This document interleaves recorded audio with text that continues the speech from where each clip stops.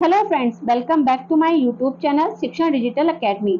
आधुनिक भारतीय इतिहास के अंतर्गत हम अध्ययन कर रहे हैं भारत में हुए सामाजिक धार्मिक सुधार आंदोलनों का। इसी क्रम में आज के इस वीडियो में हम बात करने वाले हैं एनी बेसेंट और थियोसॉफिकल सोसाइटी की। वीडियो शुरू करने से पहले अगर अभी तक आपने मेरे चैनल को सब्सक्राइब नहीं किया है तो इसे सब्सक्राइब करें, शेयर करें तथा बेल आइकन प्रेस करना बिल्कुल ना भूलें, जिससे आपको मेरे आगे आने वाले सभी वीडियोस की नोटिफिकेशन प्राप्त हो सके।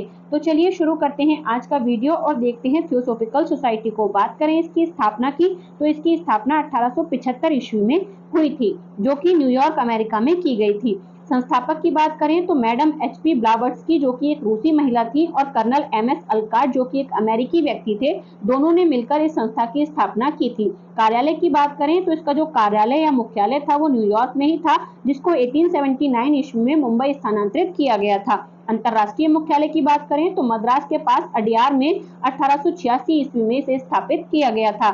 शाखाओं की बात करें तो बेंगलोर, मुंबई, सूरत तथा लुधियाना में इस संस्था की शाखाएं थी। अब बात करते हैं इसकी विचारधारा की।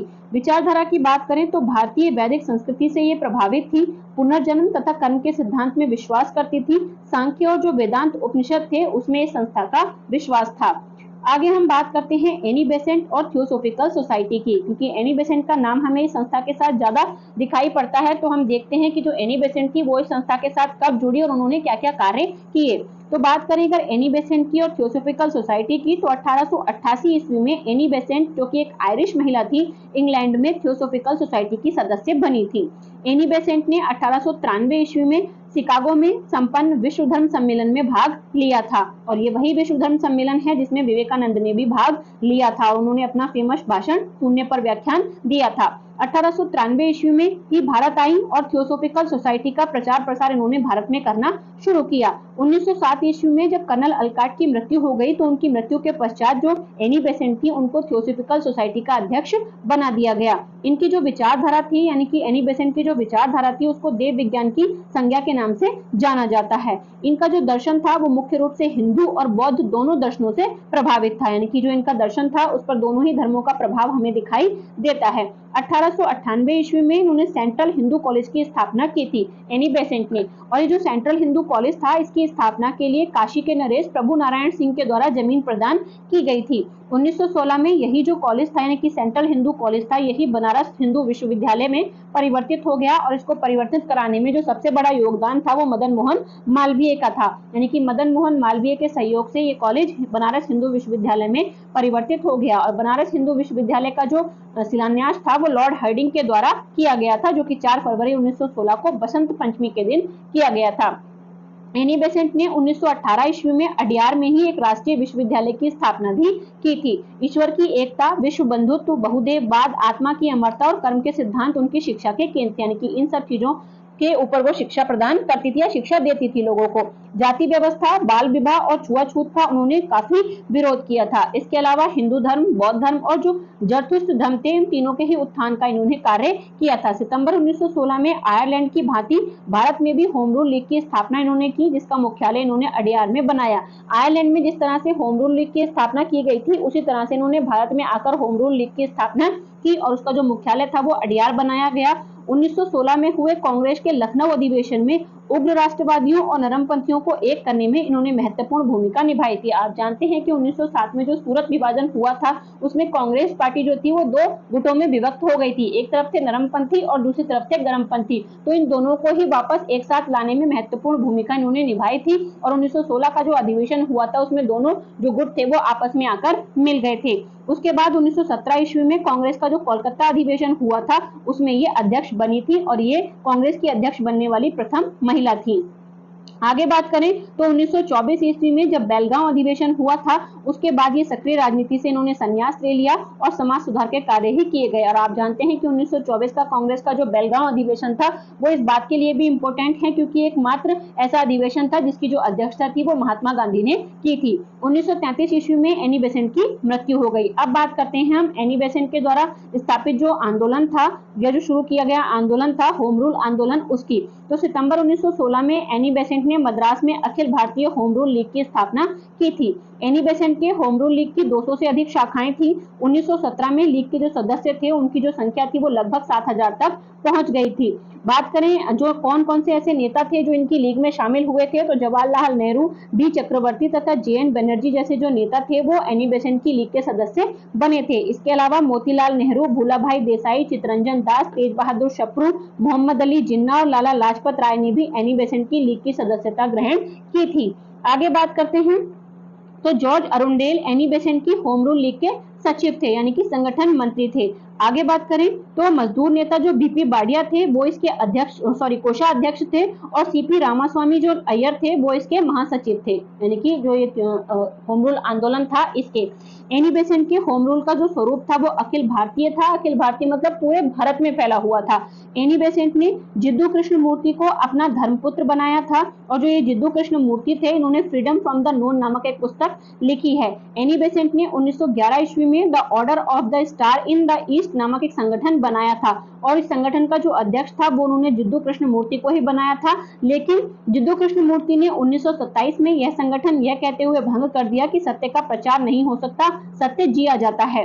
कृष्णमूर्ति को एनी बेसेंट ने बुद्ध के 5वें और भावी अवतार मैत्रेय का रूप घोषित किया था कि जो एनी बेसेंट है वो क्या है, बुद्ध का 5वां अवतार जो मैत्रेय है वो है। गोपाल कृष्ण गोखले के द्वारा स्थापित सर्वेंट ऑफ इंडिया सोसाइटी के सदस्यों को होम रूल में प्रवेश की अनुमति नहीं थी, यानी कि गोपाल कृष्ण गोखले ने जो संस्था स्थापित की थी सर्वेंट्स ऑफ इंडिया, उसके जो भी सदस्य होते थे उनको होम रूल लीग में शामिल होने की अनुमति नहीं थी। लेकिन उन्होंने फिर भी होम रूल लीग के पक्ष में भाषण दिए और पर्चे छपवाए थे, यानी कि भले ही वो सदस्य नहीं बनते थे इसके, लेकिन फिर भी वो इसका समर्थन करते थे। 1916 ईस्वी के कांग्रेस के लखनऊ सम्मेलन में दोनों होम रूल लीग यानी कि तिलक और एनी बेसेंट की जो लीग थी दोनों की संयुक्त बैठक भी हुई थी, यानी कि दोनों ही लीग जो अब तक अलग अलग कार्य कर रही थी वो दोनों यहाँ पर आकर एक हो जाती हैं।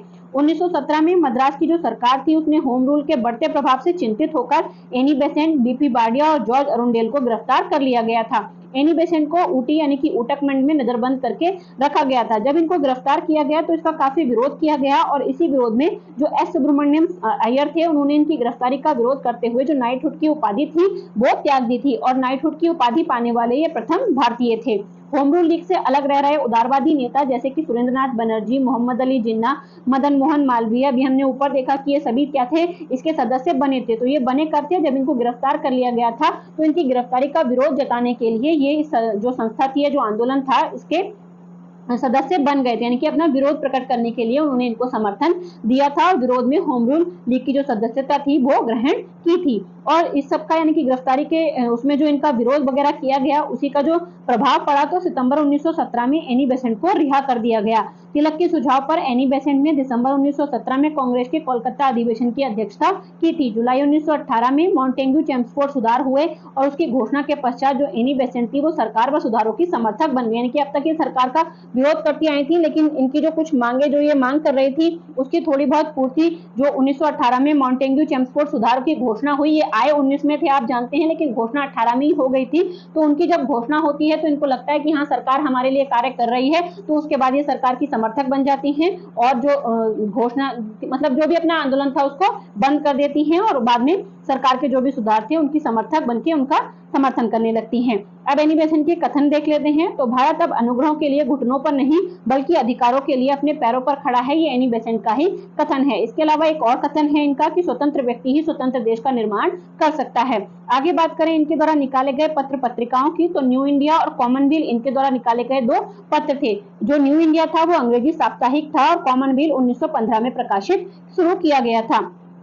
थियोसॉफिकल सोसाइटी की स्थापना के उद्देश्यों की बात करें कि इसकी जो स्थापना थी वो किस लिए की गई थी, इसके बारे में कुछ जो महत्वपूर्ण और तथ्य हैं उनको देख लेते हैं। इसका जो उद्देश्य था वो प्राच्य धर्मों का तुलनात्मक अध्ययन करना था, यानी कि प्राचीन जो भी धर्म थे उनकी तुलना करके देखना था कि कौन सा धर्म ज्यादा श्रेष्ठ है, और उनकी अच्छी अच्छी बातें निकाल के सभी लोगों को बतानी थी। इस समिति ने बौद्ध, हिंदू तथा पारसी धर्म के उत्थान के लिए प्रयत्न किया था। जो जरतुष्ट धर्म है वो पारसियों से संबंधित होता है। थियोसॉफिकल सोसाइटी हिंदू धर्म के आध्यात्मिक दर्शन, कर्म के सिद्धांत तथा आत्मा के पुनर्जन्म सिद्धांत का जो सिद्धांत है उसका समर्थन करती थी। इस समिति ने भारतीयों में राष्ट्रीय गौरव की भावना का भी विकास किया था। थियोसॉफिकल सोसाइटी ने हिंदू धर्म की व्याख्या रूढ़िवादिता के आधार पर की थी, यानी कि हिंदू धर्म की जो व्याख्या थी वो उन्होंने रूढ़िवाद के आधार पर की, और सती प्रथा तथा मूर्ति प्रथा जैसी जो सामाजिक कुरीतियां थी उनको अपना समर्थन दिया था। ये एग्जाम के लिए इंपॉर्टेंट पॉइंट हो सकता है कि कौन सा ऐसा सामाजिक आंदोलन था जो कि मूर्ति पूजा या फिर सती प्रथा का क्या करता था, समर्थन करता था। तो वो ये थियोसॉफिकल सोसाइटी करती थी। आर्य समाज तथा ब्रह्म समाज, इनकी जो प्रगतिशील नीतियां थी उसकी इन्होंने निंदा की, इससे इसका प्रचार अधिक नहीं हो पाया, यानी क्योंकि उसके विरोध में थी तो ज्यादा प्रचार इसका नहीं हो पाया। इसलिए होम रूल आंदोलन की उपलब्धि यह रही कि इसने उत्साही राष्ट्रवादियों की एक पीढ़ी तैयार की, यानी कि इन्होंने क्योंकि घर घर जाकर लोगों के साथ काफी मिलना जुलना किया, तो उसकी वजह से लोगों के अंदर इनका जो राष्ट्रवादी विचारधारा थी वो काफी ज्यादा फैली, जो कि बाद में गांधी जी के नेतृत्व में राष्ट्रीय आंदोलन का प्रमुख आधार बनी, क्योंकि लोगों के अंदर होम रूल आंदोलन से काफी राष्ट्रवाद की भावना विकसित हो गई थी।